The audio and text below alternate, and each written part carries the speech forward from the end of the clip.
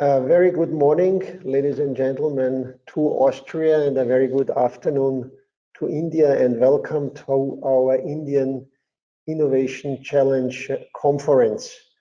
We have rightly chosen today the Zoom form for this conference because our participants come from all parts of India and Austria. I would like just to mention, ladies and gentlemen, that India creates every single hour 4 new startups. India is the third biggest startup nation in the world after the United States and China, and it has also the third largest amount of unicorns. Alone over the last 6 years, 290,000 jobs have been created by startups in India. With this, I would like to give you just a short overview about our upcoming program today. We will start with Mr. Ajay Singh, who will give you a short overview about the startup ecosystem here in India. And we continue with our best friend, if I may say so, Mr. Wolfgang Bergthaler, who has been working both in Austria and India. So he will bring some best practice examples and his learnings from working with all Indian startups. We continue with a presentation by Ms. Kritika Murugesan. She will speak about the potential for innovative solutions here in India from the National Association of Software and Service Companies in India, one of the major lobbying organizations for startups in India. Then we switch over from Bangalore to Hyderabad, where Ms. Priyanka Ravala will present T-HUB, a startup hub in Hyderabad. I have been there myself. I was very impressed what's going on there, and I'm really looking forward to their presentation. Last but not least, we save the best for the end, if I may say so. I'm very happy that 4 Austrian startups will join us and will have the opportunity to present their business model and their ideas to our Indian friends. Ms. Priyanka Dutta from Healiva will talk about her product. Mr. Paul Schmitzberger from Blue Planet Ecosystems, Mr. Moon Boria about digital makeup effects, and Mr. Ali Farid from the Medicus company. So this will be a very pleasant morning and afternoon here for us in India. With this, I would like to hand over to our expert, Mr. Ajay Singh, to start with his presentation, please. Thank you, Dr. Lok. Good morning for the audience in Austria and good afternoon to the ones joining from India. Thank you very much for joining this webinar on India Innovation Challenge. My name is Ajay Singh and I am the Technology and Innovation Expert at the Advantage Austria, New Delhi. India is a startup nation. India is the second largest startup ecosystem in the world with 20,000 startups, of which approximately 700 tech startups or more than 1,200 tech startups were founded in 2018. That's almost 3 per day. In 2018, 8 Indian startups achieved unicorn status, that is $1 billion valuation in the first half of 2019. Indian startups bought in nearly $5 billion. So the question is, what makes India so attractive for the startups? That is a catch in the huge population. Business costs are affordable in India, such as insurance, legal, employee cost, etc. are very affordable as compared to the rest of the world. India has the enormous size of the market, more than 400 million middle class people, and increasing prosperity makes India a startup and innovation hub. If you see close, you will realize more than 500 million internet users are in India, which makes India the second largest internet consumer market in the world, which overtakes China. In India, we have 80% mobile internet users. Talk about talent. India has attractive talent pool. India ranks third worldwide in terms of technical persons, 7 million university graduates annually. We have fair advantage against China. Business language is English, culturally most suitable for international companies. Most important is having adventurous incubator accelerator infrastructure like NASSCOM and T-HUB, and you will be hearing from them in a couple of minutes. More than 68% of the startups are located in startup hubs like Bangalore, Pune, Delhi NCR, and Mumbai. So you can see most in tier 1 cities, but tier 2 and tier 3 cities are not lagging behind. This is important for startups looking to enter into Indian market. Emerging verticals are, for example, are health tech, IoT, Internet of Things, digital payments, fintech. Let me walk you through this. In health tech, we have one doctor per 1700 people. Healthcare is not provided by default in India. There are insufficiently qualified doctors, also no access to hospitals all across country. There's a great demand for affordable healthcare. There's a potential for new technologies such as apps for networking with doctors, hospitals, immediate diagnosis, advice via phone and via internet, and then AI-based devices for the early detection of the disease. Also, predictive analysis to understand and forecast health trends. For example, IoT. If you see on your screen, you will notice the market potential is estimated at US dollar 10 to 15 billion, plays big role in relation to smart cities in India. Government invests around US dollar 1 billion in smart cities per year. So IoT and ICT plays a big role in consumer side, but with the government side as well. Many call for the projects and technology collaboration are made by the government of India. So in case if you have a new technology, let us know. We are happy to connect, facilitate, and facilitate with you with the respected government organization. In digital payments, fintech, cash is still the king in India when you talk about payments, but after demonetization and now due to pandemic, digital payments are on the rise more than ever. India is one of the fastest growing fintech market in the world. India has overtaken China as Asia's top fintech funding target market in Q1 2019. Overall transaction value, you can say in Indian fintech market estimated to jump from 65 billion in 2019 to US dollar 140 billion in 2023. Increased adoption of the internet and improved digital infrastructure drives the fintech in India. On technology front, increased application of artificial intelligence and big data in the industry enhance personalized offering. New business models such as neobanks and expected to revolutionize the Indian fintech market. So the question of the hour, and what are the opportunities for Austrian entrepreneurs? India is not just a market for multinational companies and large corporations. Small SME, MSME are infused in culture since beginning. Since India is a tech hub, it makes great market opportunities for Austrian SMEs, startups with innovative ideas that are especially tailored to Indian market. Also, there is a great potential for Austrian companies in collaboration with the Indian tech startup as an incubator, accelerator, or on a project basis to develop the most modern products together. It will also open for ways to secure M&A to use the technology developed by Indian startup with collaboration with the Austrian startup. The potential is enormous, but India is not an easy market, and that's that's how, and you should know how to crack this market and avoid usual mistake. We have expert from India and Austria to tell us how do you make the your survival in India and how do you make your company really big in India. That's all from my side.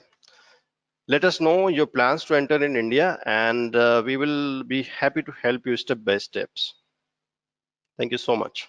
Now I request Mr. Wolfgang to deliver his keynote speech and enlighten us with his knowledge between India and Austria. Good morning. So I'm calling in from Graz, from Austria. A very good morning from my side to all the Austrians, and a good afternoon to India. Keynote speech sounds very fancy. I just wanted to share my experience working with Indian startups. During the last 15 years, I do have quite a personal journey and personal connection to the Indian IT space and startup ecosystem. For example, my journey in India began in 2004 and 2005 when I was working in the Indian IT service company as a software developer myself. So I have a background in IT and programming initially, and I happened to do my internship in Hyderabad, very dynamic IT city from the very beginning. After returning to Austria and working in China for some time, I was freelancing with a couple of startups from Vienna at that time. 2008, 2009, these were also the years where the startup ecosystem really kicked off in Austria. And I really enjoyed when all these events came up, when the first startups came up, and I really became passionate about the startups and the opportunities being created and the technology being applied. But with my passion for India and my passion for startups, it happened that I was offered a position, something like a job in an Indian startup in Bangalore in 2011. And I didn't want to go this opportunity go waste. So I decided to pack my stuff and to move to Bangalore and to join the company over there. So I was there for, it didn't quite work out for me, but a few words later about that. But I was there for 1.5 years in Bangalore. And also during this time, I co-invested in an Indian startup together with a consortium of Austrian and Indian investors. And later on, when returning back to Austria, I had the opportunity to advise and observe various startups from Austria, Germany during their journey in India. So if you see, I have been involved with startups as an employee co-founder. I had some very basic experience as an investor, you can say. And I was also an advisor and a consultant to startups and companies, SMEs from Austria and to India. When it comes to results, I wanted to find a graphic, an image symbolizing how it felt somehow. And in India, we usually say it didn't click all the time, at least it didn't click the way we anticipated. And I can say this for my own experience, but also for the startups that I have interacted in the last couple of years. So this could be the nature. Anyway, the nature of a startup is failure is normal. 50 to 80% of startups fail. At least they do not reach the goals they have planned for. So one can say, okay, this is fine. Not all startups work out, and especially in a complicated market like India. But I tried to identify certain problem areas and maybe the missing piece to make things work. And India is a fantastic market for sure. India is a booming market. The market potential, the numbers are huge, as we have heard from Ajay already. It's just one of the most dynamic startup ecosystems, markets in the world. It's probably one of the best places to be to do business. So I really recommend everybody who gets a chance to explore the Indian market. But the 6 problem areas, which could be the key to success for you or for anybody working in India, are the 6 points according to me. 1 is strategy, 1 is market, the 3rd is the product and technology, the 4th is management, controlling, the 5th is funding, finance, and 6th is all the paperwork, contracts, compliance, the legal side of the business. So I would like to pick out those 6 points, offer some recommendations or learnings from my experience and the companies I've interacted in the last couple of years. So when it comes to strategy, I have realized not only with startups, but also with SMEs, even if you enter India, some of them, even after 3, 4, 5 years, they do not have a clear strategy how to make money in India. So it is very essential to define a strategy at the very beginning, to plan the next couple of steps ahead to make it work. Of course, tactics is very important in India. You have to change your plan on a daily basis.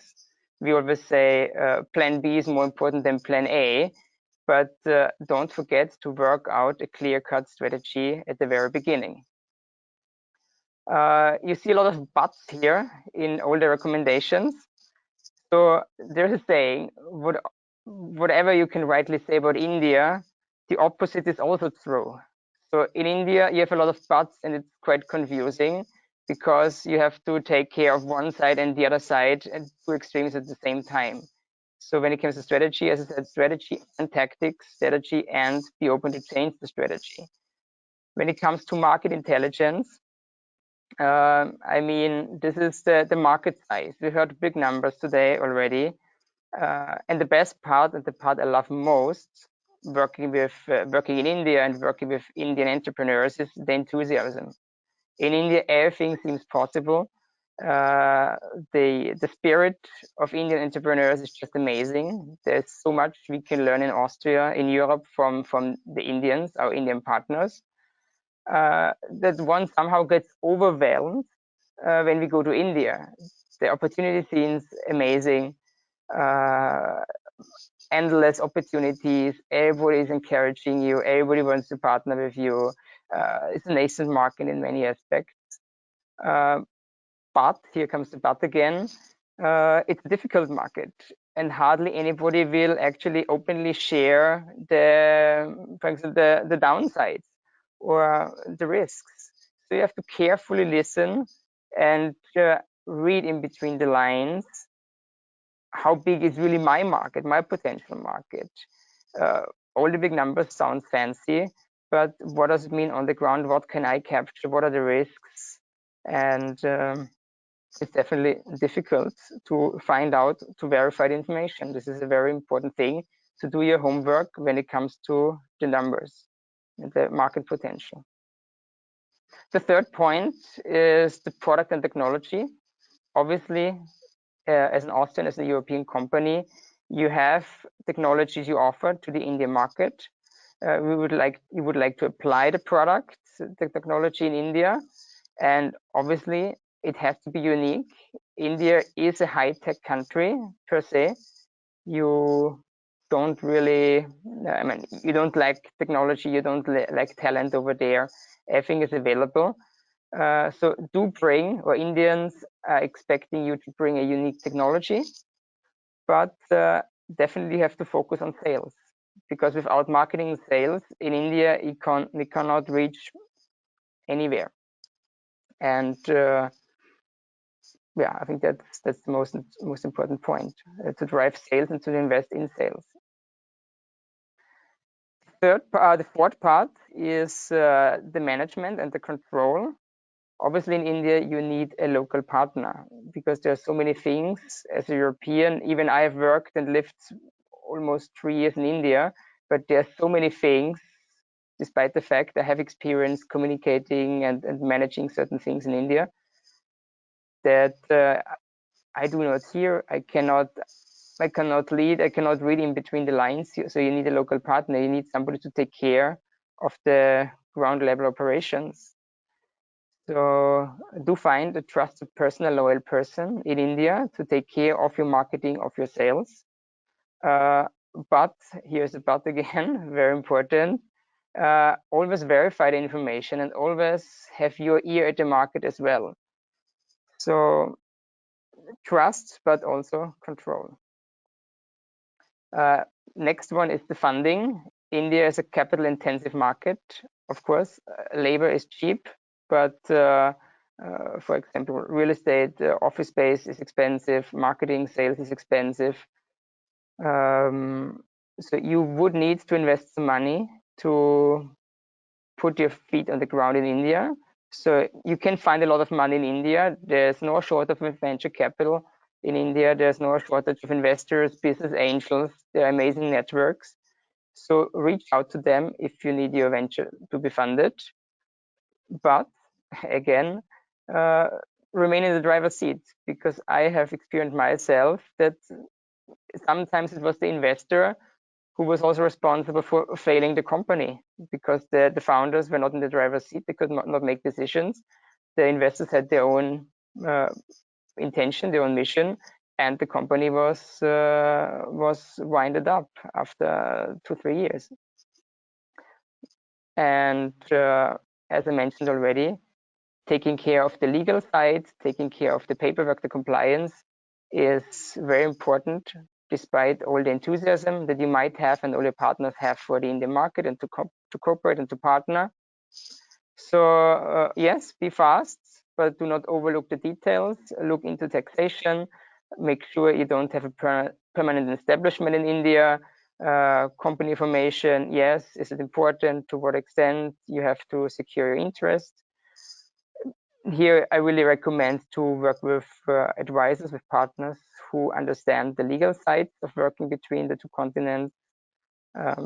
Yeah, and the extra recommendation, the 7th one here, keep it simple, stupid. This is overall the most important advice I could give. I always like to reduce complexity, especially in a complicated, crowded, and very loud market like India.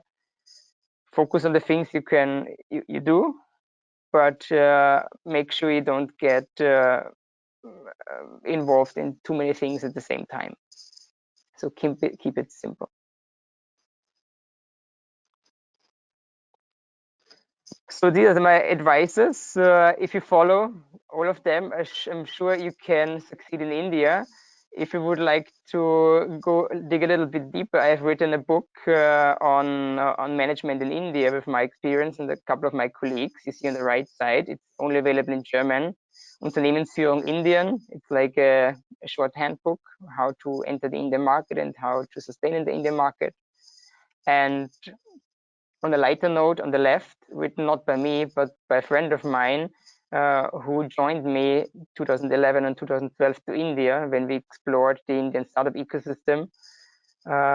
Twitter named Tuk Tuk. This should also be available, I think, in English and a couple of other languages as far as I know. So this is definitely the lighter side, and it talks about a startup ecosystem back in 2011, 2012, but it's quite entertaining. And I also play a role in that book. So this is like on the lighter note to read something. And you find my recordings of my experience on my personal blog in German, indische-wirtschaft.de. And for the company I currently work for, Dr. Vamsa Patra, I also blog regularly on the corporate blog, vamsapatra.de @blog, how to do business in India. So this is for further information. And I think, yeah, if you want to reach out on LinkedIn and Twitter, I'm quite active. I'm happy to connect with you. And I would like to hand over to, I think, Ajay to carry on.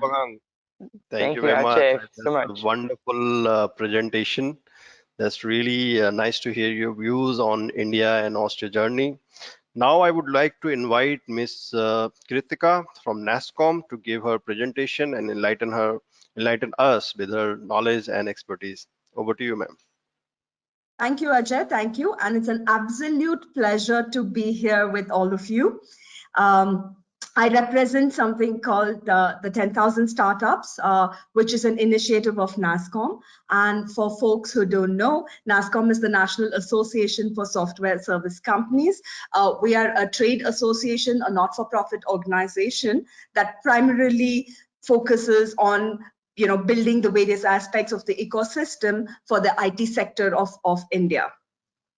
While we focus largely on IT services, BPM, engineering services, a big focus of ours is also on the startup and product ecosystem. And 10,000 Startups is one of those initiatives that we started in 2013, primarily to build the whole innovation journey of India and to create new jobs in this country.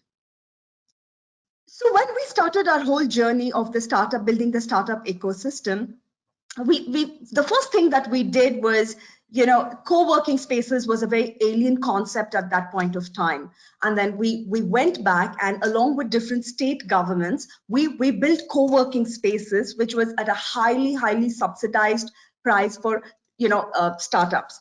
For us, our focus is on tech startups and tech product startups, and from then it's been a phenomenal journey. And of course, we've seen the journey completely change over the last 7-8 years. What started as a very small industry today, I speak for tech startups in this country, and we peg that at about 9,300 plus tech startups. We're the third largest startup ecosystem in the world. What is interesting for us to see is how we have progressed even in times of COVID, right? And that would be most relevant to this conversation that we're having today in terms of what is the opportunities that India has to offer. So just to set context, as a program by itself, while we have moved, right, not just from physical incubation, but virtual incubation, a whole lot of mentorship program, a whole lot of investor connects, a whole lot of, programs around building women entrepreneurs as well. Right? Very interesting for us to see during these COVID, the last 1 year especially, has been how startups have been able to pivot their businesses and the emergence and influence of, much more on technology in terms of AI, IoT, cloud, right? And the sectors that we saw grow tremendously was, of course, healthcare, education, and we've seen some tremendous growth in these areas. And fintech was another area that we saw some tremendous progress in terms of use of technology as well in growing these sectors. And we've also seen that people in terms of organizations, whether it's mid-sized companies or larger organizations, I think that the speed to kind of, go on the more digital transformation journey has kind of, taken a much more speed, given everything that's happened in the last 1.5 years. So I would say, it's a great time in India for startups. And I think there's a lot of support system that's coming in from various quarters in the ecosystem. While there are many things that is happening, especially in terms of mentorship, in terms of support systems that are happening, whether legal, technical mentoring, and things like that. There's one area I'd like to talk to you a little more in detail about, right?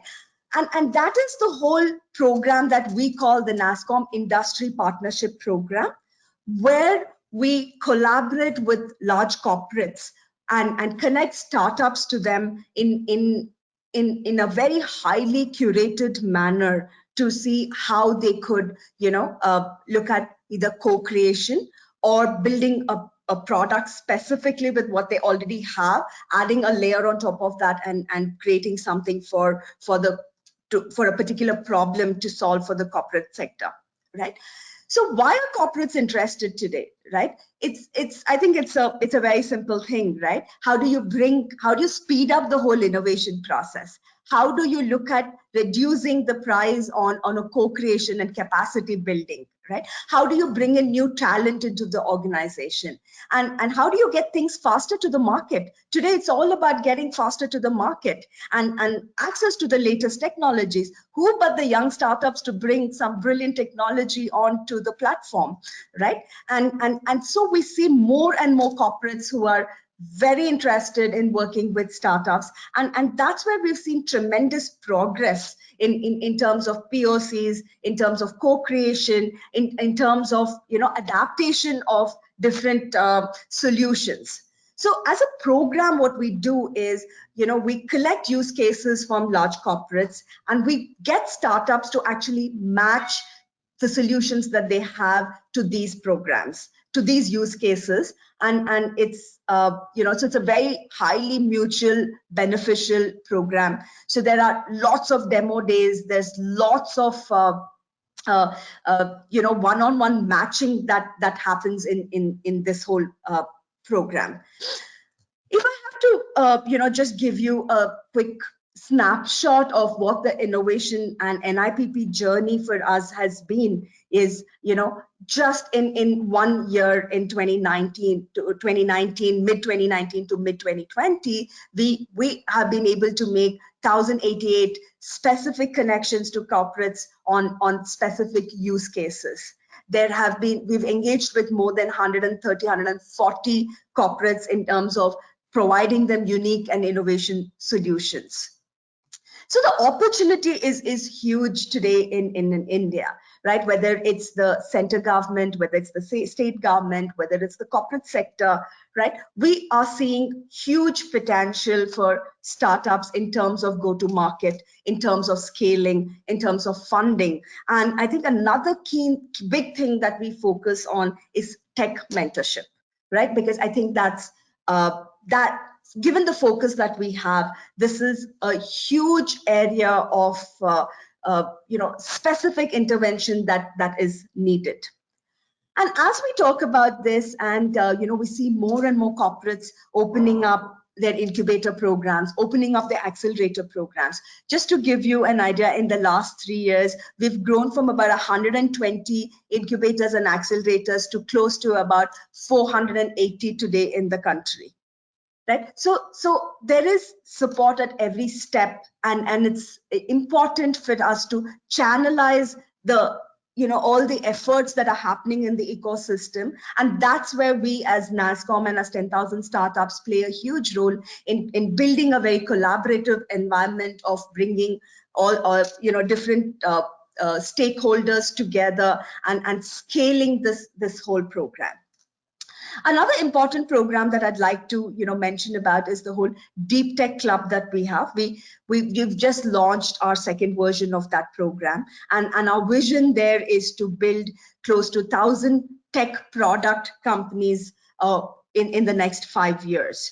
That's a very, very immersive program with a great focus on go-to-market strategies, tech mentoring, and how do you build global access, not just in terms of the investor community, but also in terms of how do you connect to larger enterprises across the globe, right? So programs like these have become like a two-way program where we look at how do we look at startups that are growing in other markets, and similarly how are the startups, and what do we need to do in India to get startups from other regions to have the same journey, have these same opportunities. We're a large market, and with 1 billion+ people, and it is a very, very important agenda in terms of our growth, of our innovation strategy, to see how we get very collaborative in working with other countries and other regions,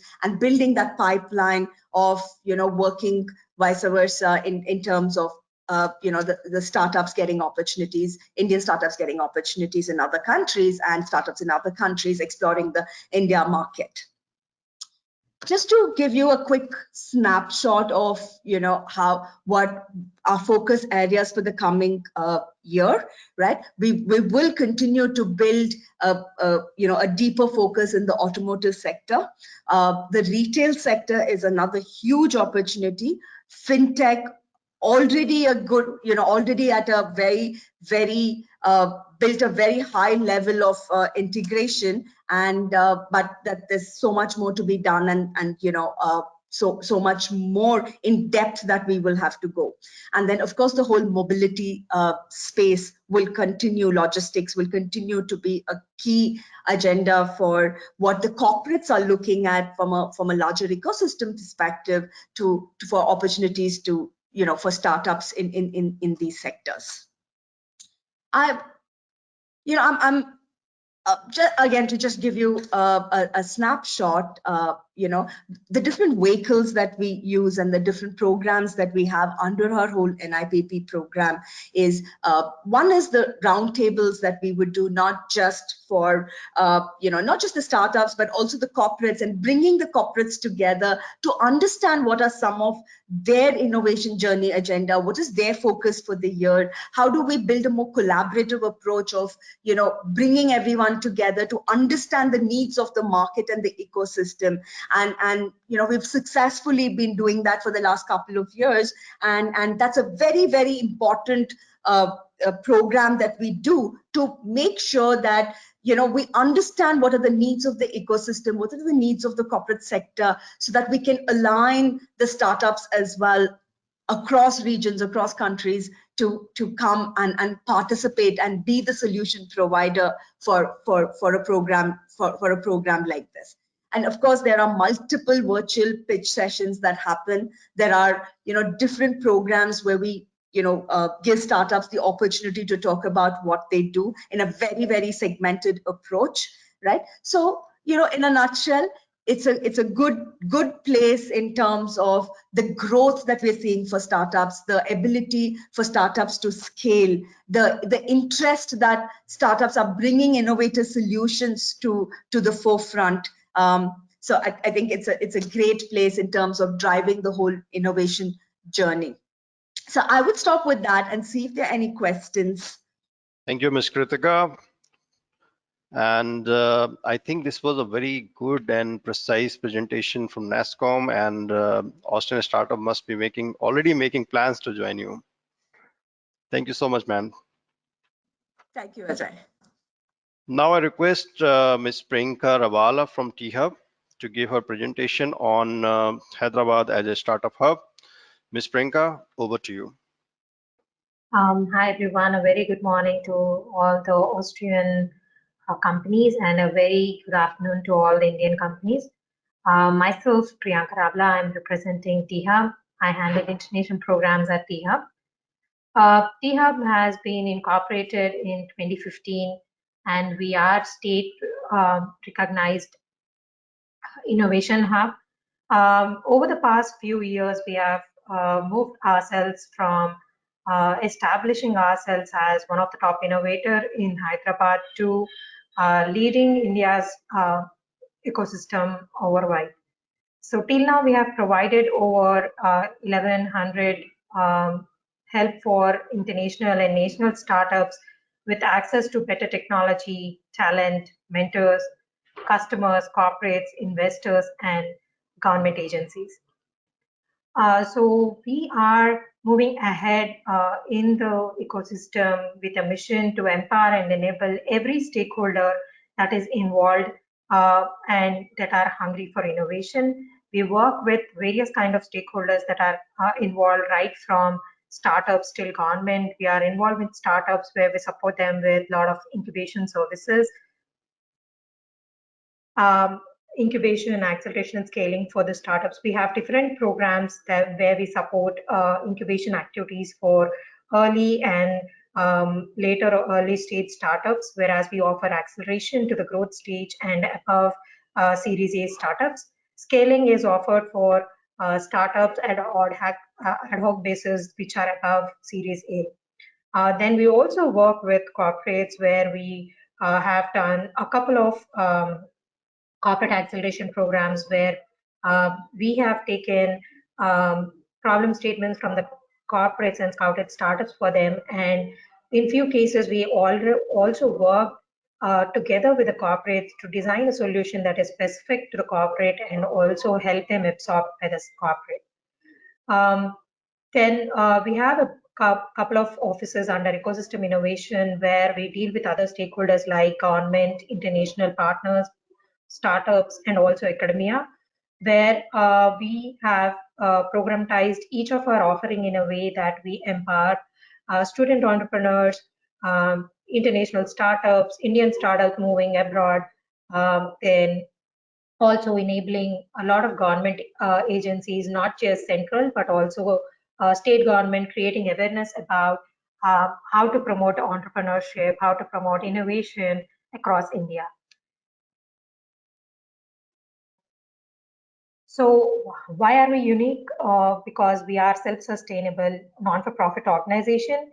We don't accept any equity from any of the startup, and we are recognized as technology business incubator, not just from the central government, but also from the state government.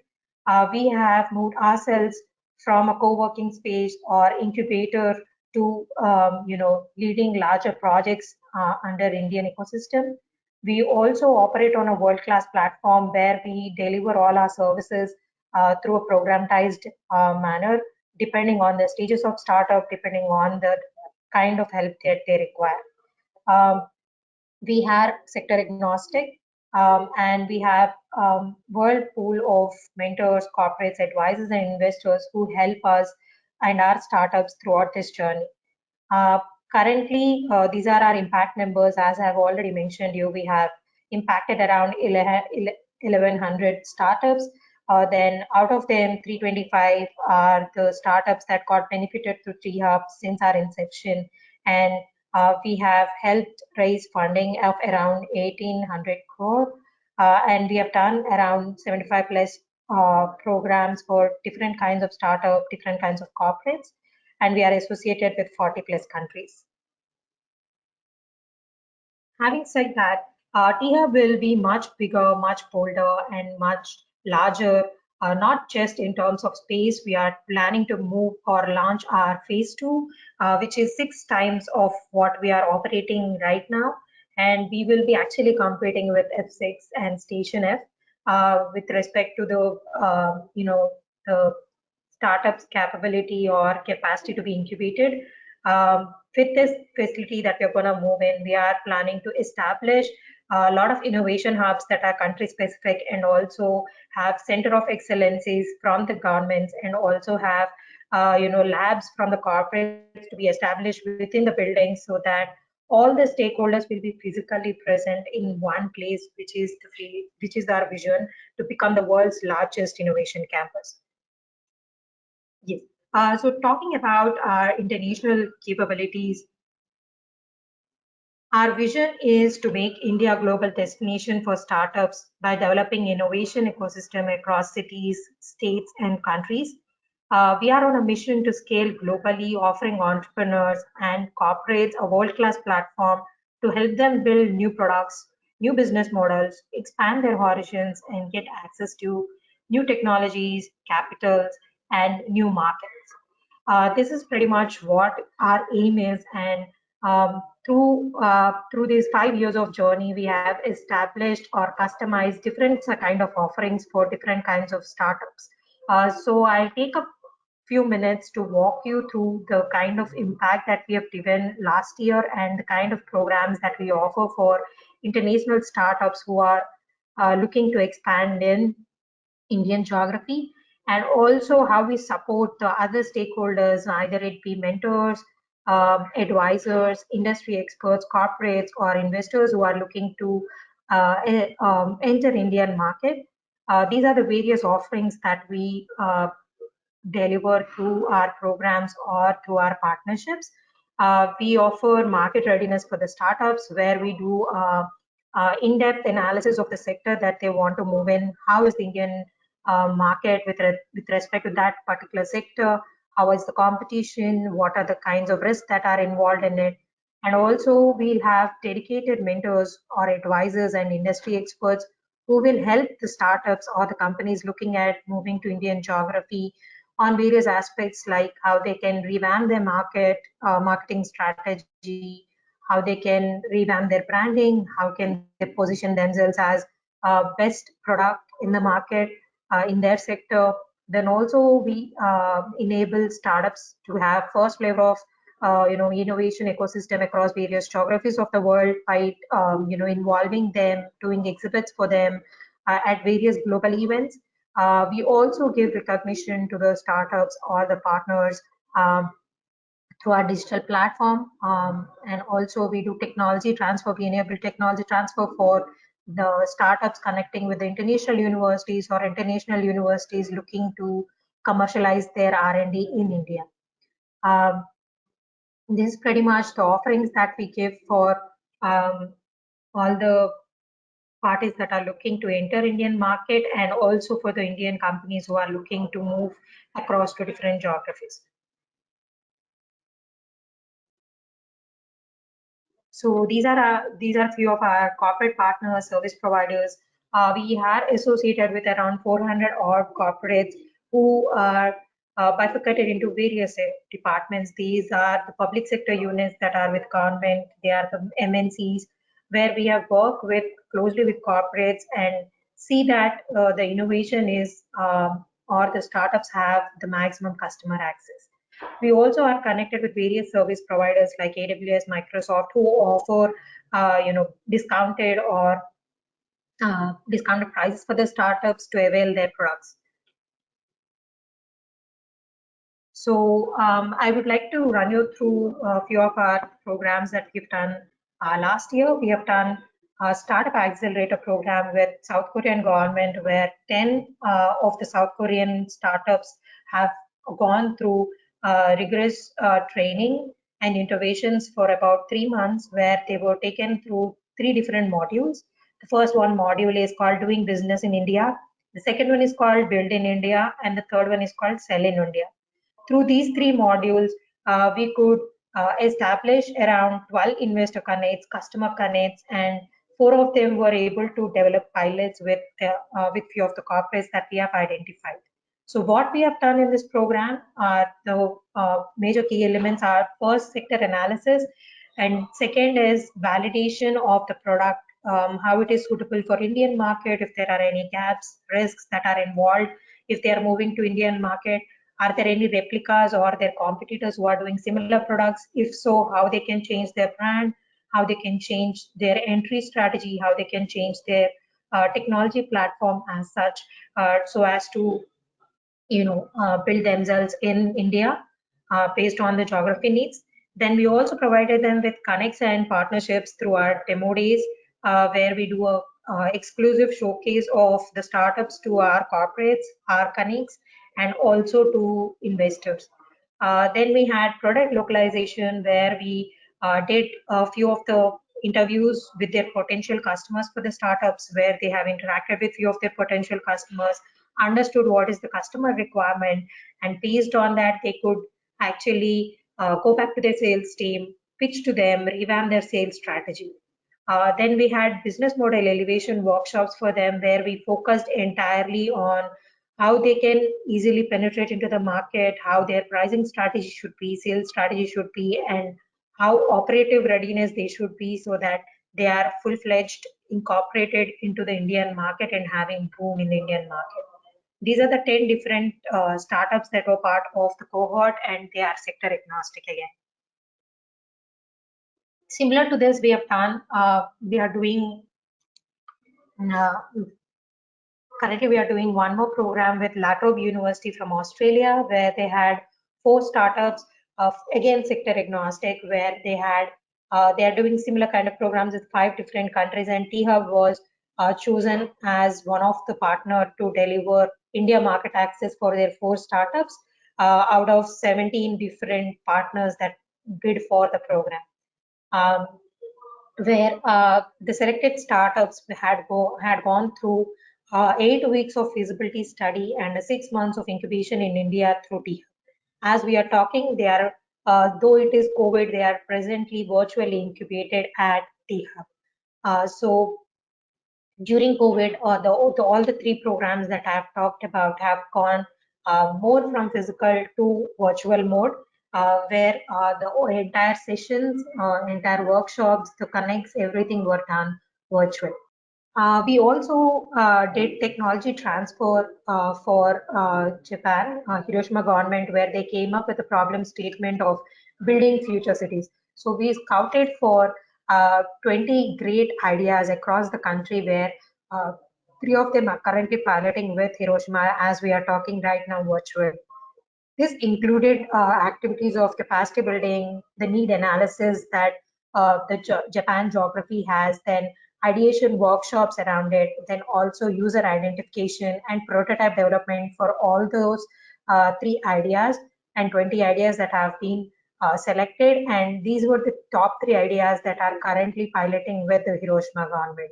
This is a perfect example of how we are doing the capacity building and also driving the student entrepreneurship globally.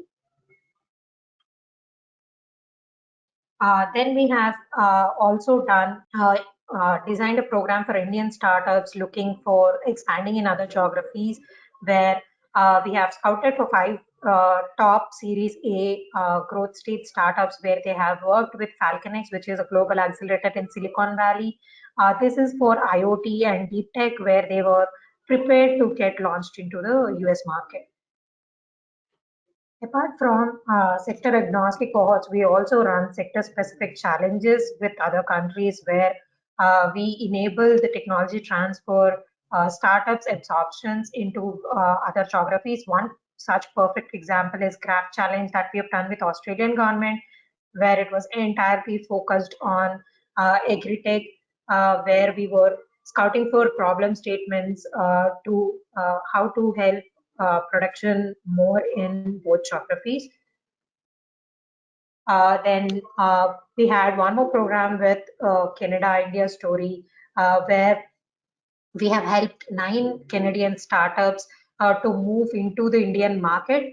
And this program was the first cohort that we launched, where we had 9 startups with us. So this is one of my favorite case studies that has happened, where we had this startup called O2. This was before COVID. So they had this pollution masks which can filter out and gives you, they tag themselves as the breathable urban masks, where after the program, they did a pilot with Hyderabad Traffic Police with 400 masks, and currently they are working with central government catering to all the traffic departments in India. And they started their journey from Hyderabad, but they moved right now. They are moved into different geographies called Indonesia, Singapore also through us. So even though we drive most of the innovation starts in Hyderabad, but we intend to move global. These are few of our other engagements that we have done for different governments across the globe. These are few famous people that have come, visited us, and have boosting us, being our leaders, supporting us in our values and also in our programs. This is our global presence and how we are making impact through few. I could capture a few of them through the few things that came up in media. These are few highlights that we have done. Thank you. Welcome to T-HUB, and we are happy to help you. Ajay, over to you. Thank you, Mr. Avala. Thank you very much for your wonderful presentation. I think startups from Austria can really get benefited from offering of T-HUB. Okay, now we are moving towards pitching session. We will have 5-minute pitches of the Austrian startups in front of Indian accelerators, startup hubs. VCs and investors joined here and also joined other parts of the world. First, I would like to invite Mr. Ali Farid from Medicus.AI. Over to you, Ali. Your time starts now. Perfect. Thank you. Hello, everyone. I'm Ali. I'm head of business development for the MENA region and India at Medicus.AI. Medicus is a health tech company, and it has been operational for around 5 years. We have multiple offices around the world, such as in Germany, France, Switzerland. We've even recently opened up an office in China, and we also have presence in the UAE as well. We're around 100 employees, majority of those being our extensive medical team.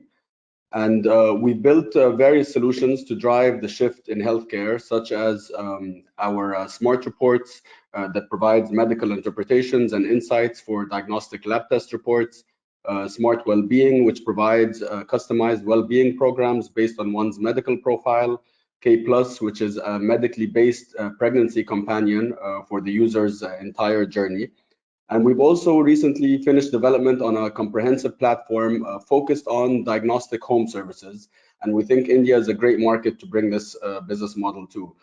HomeWell is a full end-to-end centralized user experience for home testing. It's broken down into various features for the entire journey. Users can choose tests in 3 ways, either uploading the doctor's prescription or choosing from a set of pre-approved packages, or they can utilize our smart medical assessment feature, which is a comprehensive chatbot-like feature that even asks them to point out where they're feeling pain on their body, depending on their answers. And then from that, it will recommend specific test packages. From there, the user can choose their day and available time slot for their appointment, and they can pay directly through the app and receive instructions on how to prepare for the test. And then they're able to track their progress for their order. So they're able to track when the phlebotomist is on the way, when the sample is being analyzed, and finally, when the results are ready. And when the results are ready, they can receive the results directly to the app in the form of our smart reports. And of course, as I mentioned, the smart reports will also provide them with the interpretations of those results. Currently, we work with some of the largest diagnostic labs in Europe. We work with V in France, the 2nd largest lab there, Labexa, Bionext, Unilabs in Portugal. And specifically for Homewell, we've just launched it in Hong Kong with King Med, which is China's largest lab group. And also in Egypt, we're launching a joint venture company with IDH, which is the Middle East's largest lab group, to specifically focus on dominating the home testing market with Homewell, and would be very open to doing the same in India and partnering with healthcare providers to also dominate that market. And finally, in conclusion, we are also currently raising our Series B funding. Thank you.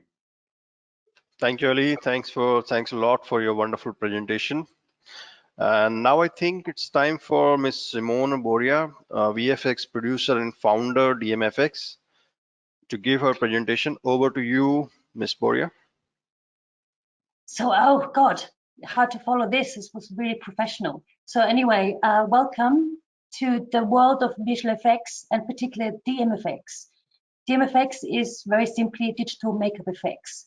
Why are we doing this? Why is this important? I thought this is not an innovation anymore. This is actually, when I started this 2.5 years ago, this was an innovation, and this is how it shows how fast things are moving in the VFX world, and not the VFX world, in the gaming industry, VR, AR, etc.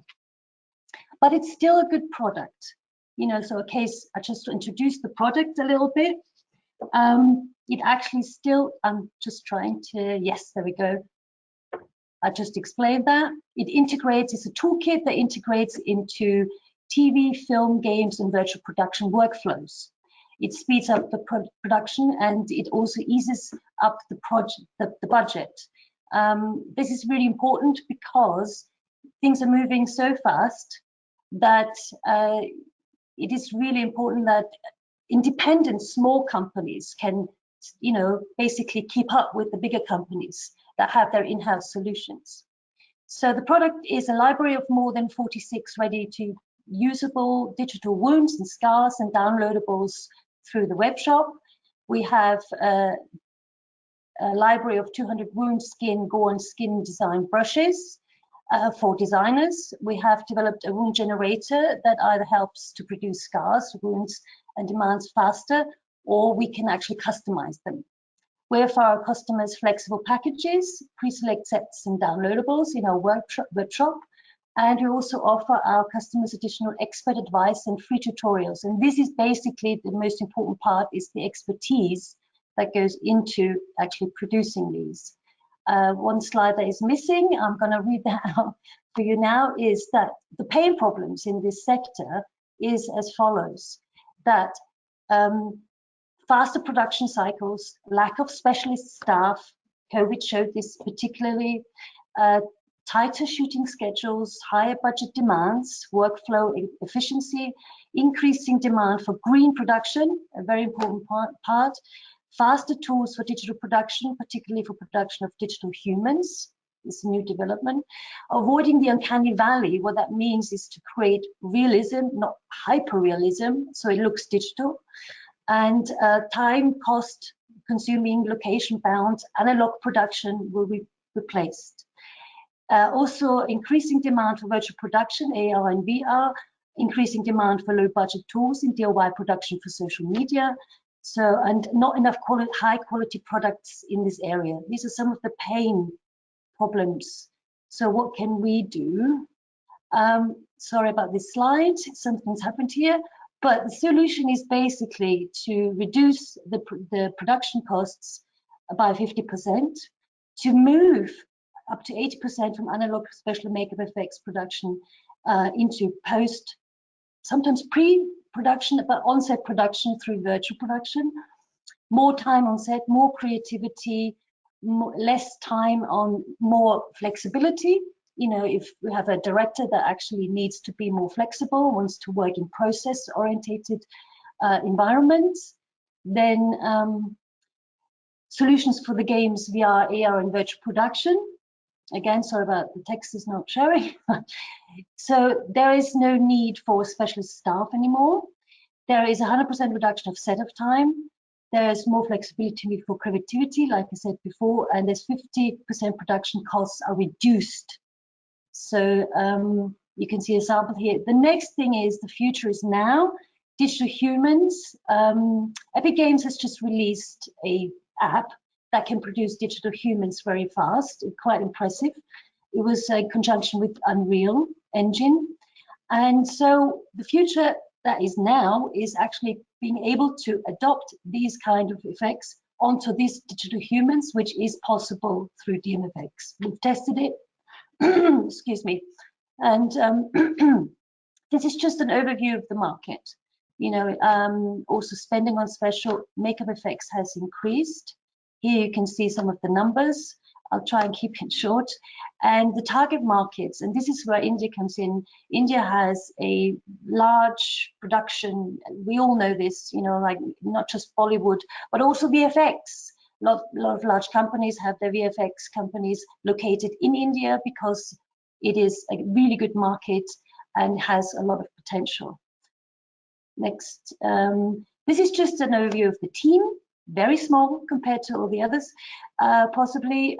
We are basically at the core artists, and we are digital artists, and we together have had a lot of experience over 25 to 30 years in this area. I only moved into visual effects about 5 years ago, but I have worked in many other areas related to it. I'm a journalist, maybe not, but basically that's me. You know, that's Stuart. He has worked on Hollywood films doing prosthetic makeup effects, and he's a product designer. In conjunction with me, we developed these hand sculpted wounds together. And our technical advisor is Alan Marks, who's been a VFX supervisor and consultant and a great trainer of tools. So, oh, there is another slide missing. I'll just read it to you. Of course, the competitive advantage that we have is that we have extensive industry knowledge from analog and digital production. We have a long-standing practical experience, and we have experience with using it in film productions. We also have a complete commitment in continuous development, improvement in further products. And we also have access to research, and it's a scalable product as well. And another slide that's missing, I'll read to you, is further products in the pipeline. We never stop actually developing because we want to make it the best product in this direction as possible. We are currently developing our digital blood library. This all sounds really gory, and you're thinking, why is this nice looking woman doing this? You know, that's another question to be answered. But these blood library has to be digital, so it can be used with AR and VR and virtual production, because continuously virtual production studios are being opened up all over the globe as we speak. And we also are in the process of collaborating with Bournemouth University to develop an on-set production AR preview app that integrates with the library. So it's our aim to be the largest digital prosthetic makeup library in the world and offer the best tools in the business, which means there's still lots to do. So thank you very much for listening. Thank you so much. Thank you so much, Ms. Boyer. I think it looks like an amazing concept, and I'm sure investors will be chasing you in no time. Thank you very much. Thank you. And great, let's have Paul from Blue Planet Ecosystem. Paul, over to you. You may start anytime. Well, good afternoon to India. Good morning to Austria. My name is Paul. I'm CEO and co-founder of Blue Planet Ecosystems, and our mission is to turn sunlight into seafood. We started our journey 2 years ago in San Francisco, where we built a lab-scale prototype of the machine that makes the production of sustainable protein possible. We call it LARA, or land-based automated recirculating aquaculture, and what it does is to replicate the aquatic food chain. Let me show you how the principle works, and I hope you can see this in the background.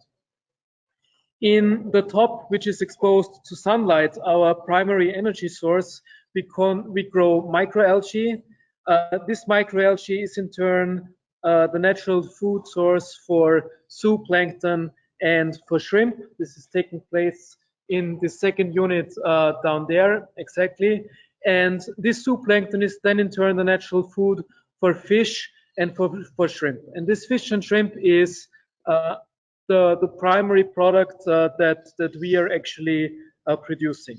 Now, the wastewater of the fish is circled back to the top, where it serves as natural nutrient source for the algae. So what we basically do is we create a completely closed ecosystem, an ecosystem that is driven by sun, and an ecosystem that, just like in nature, produces premium organic seafood for human consumption.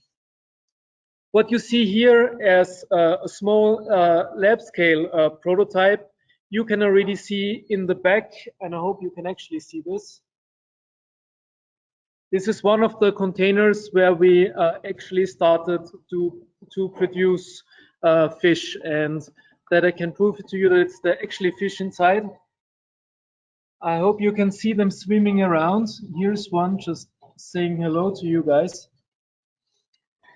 The primary mission that we have is to decouple the production of animal protein from the ocean and from agriculture itself. And we aim to be able to produce premium organic seafood close to the consumer on any piece of land. And this is, I think, where India comes into play. India is by far the fastest growing agricultural market in the world, but at the same time, it's heavily threatened by desertification. And if you jump one slide ahead, please, another one. Could you jump another slide ahead? Thank you. So this is the big vision that we have. India is heavily threatened by desertification, yet it has to sustain a growing population of people, and this is why our technology is perfectly suited for desert and urban farming. Our business model is pretty straightforward. Obviously, we provide the hardware, but we also provide biology as a service and software as a service. All processes that are happening inside these containers are completely controlled by computers, and this is why it is possible also for people that are outside aquaculture to enter into this market. With this, thank you very much from Vienna. If you have any questions, please let me know, and it would be great to connect. Thank you, Paul. That's great to see such an innovative technology and concept. And finally, we have Ms. Priyanka Datta from Healiva. Ms. Datta, you may start now. Over to you, Ms. Datta. Thank you. Thank you. Thanks a lot. Thank you for the invite. And it was great to see all the startup. And I'm delighted, of course, to present Healiva S.A today.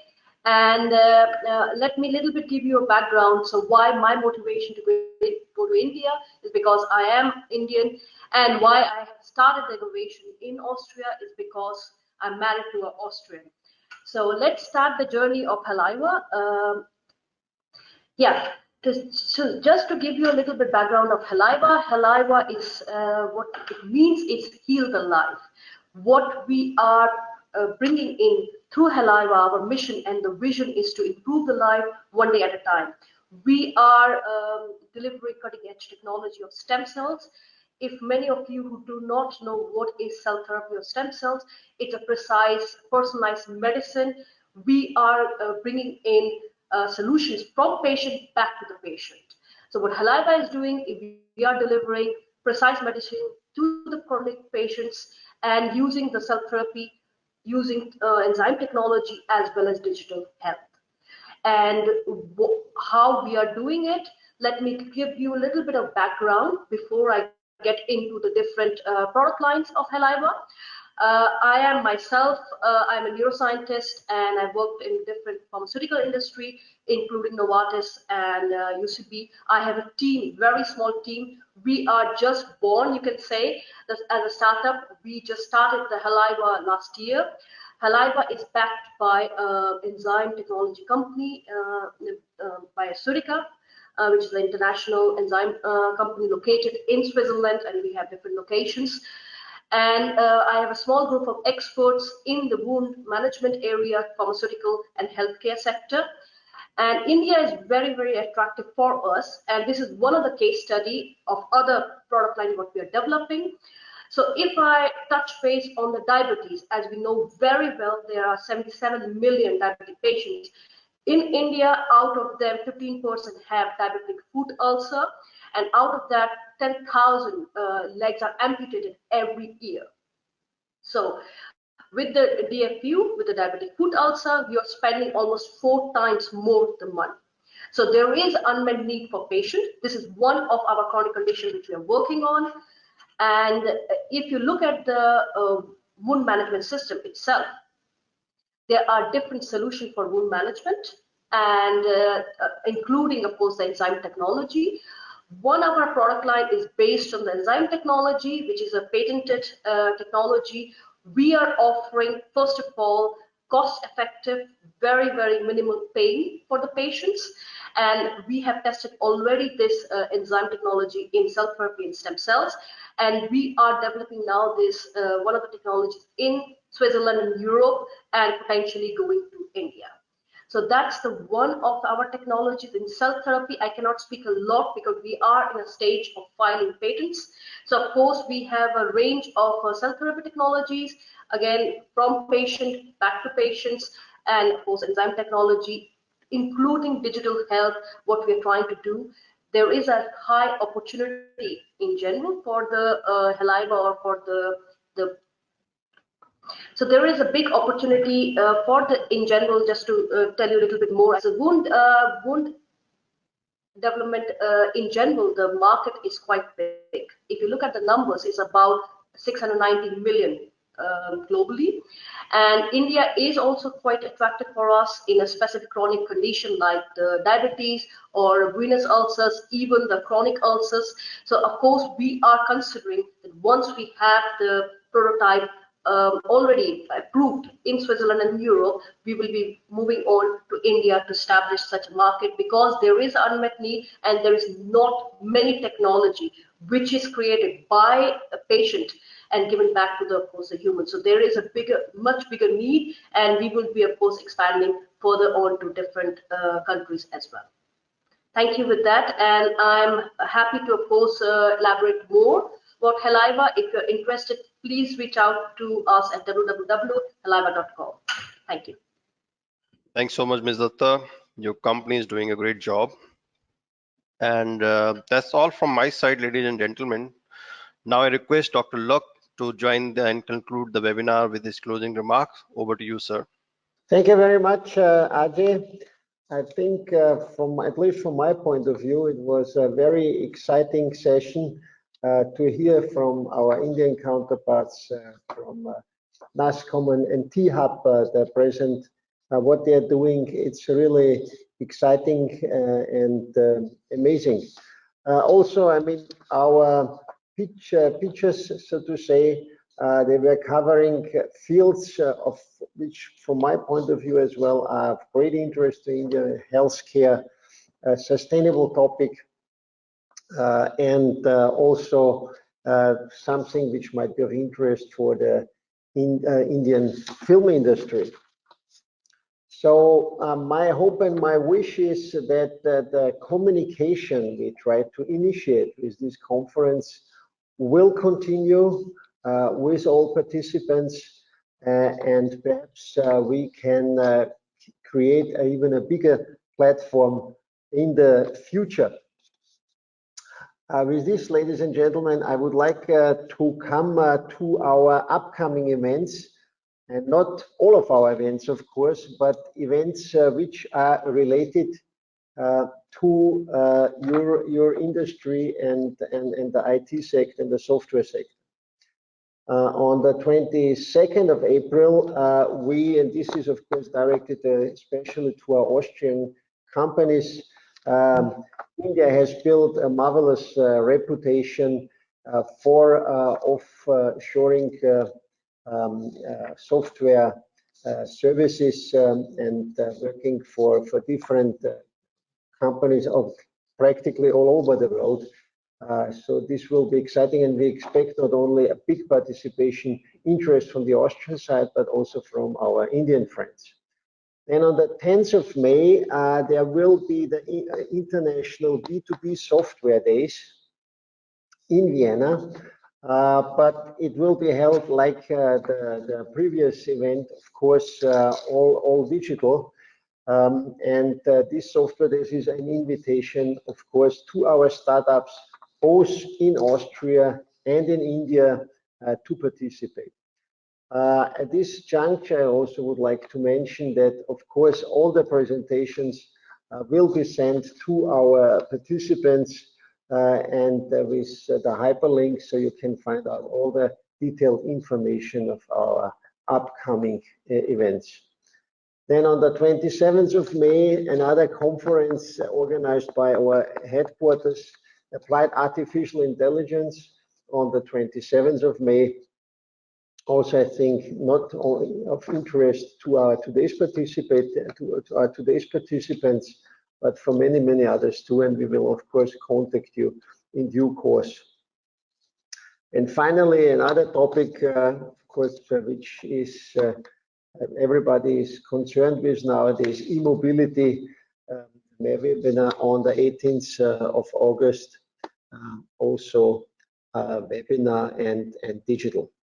Ladies and gentlemen, you can find us also online on wko.at /außenwirtschaft/India, and we are of course also on YouTube, and I hope you will follow us there.